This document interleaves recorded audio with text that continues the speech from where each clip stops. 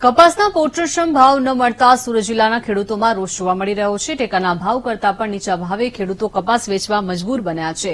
ખેડૂત આગેવાન જયેશ દેલાડ દ્વારા મુખ્યમંત્રીને પત્ર લખી રજૂઆત કરવામાં આવી છે। મુખ્યમંત્રીને પત્ર દ્વારા કપાસની ટેકાના ભાવે ખરીદી માટે નિઝર અને વાલિયામાં સેન્ટરો શરૂ કરવા માંગ કરાઈ છે। તો એક તરફ માવઠાને કારણે દક્ષિણ ગુજરાતમાં કપાસના પાકને નુકસાન થયું છે, તો બીજી તરફ ભાવ ન મળતા ખેડૂતો પરેશાન બન્યા છે। હાલ કપાસના ટેકાના ભાવ 6,970 પ્રતિ ક્વિન્ટલ છે, જ્યારે ખેડૂતોને 6,500 પ્રતિ ક્વિન્ટલના ભાવ મળતા ખેડૂતો મૂંઝાયા છે। ખેડૂતોને ક્વિન્ટલ દીઠ 1,500 રૂપિયા બોનસ તરીકે જાહેર કરવામાં આવે તેવી માંગ કરવામાં આવી છે।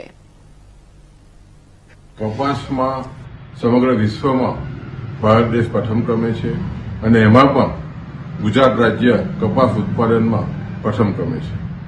ખાસ કરીને માવઠાની અસરથી જે રીતે કપાસના ખેડૂતોની સ્થિતિ ખૂબ જ મૂંઝવણમાં આવી છે।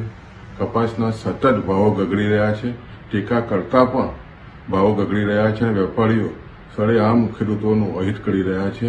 એવા સંજોગોમાં અમારી માંગ છે કે સીસીઆઈ મારફત સમગ્ર ગુજરાતમાં ખરીદીઓના કેન્દ્રો શરૂઆત થાય, તાકીદે શરૂઆત થાય અને ખાસ કરીને સાથે સાથે જે રીતે માવઠાની અસરને કારણે ખેડૂતોનું મોટું નુકસાન થયું છે તે અંતર્ગત રાજ્યની સરકાર પણ ક્વિન્ટલ દીઠ 1,500 રૂપિયા જેટલી મદદ કરે તો સ્વાભાવિક છે કે છેલ્લા 3 વર્ષથી સતત ખેડૂતોને 8,000 રૂપિયાથી વધારે ક્વિન્ટલના ભાવો મળ્યા છે।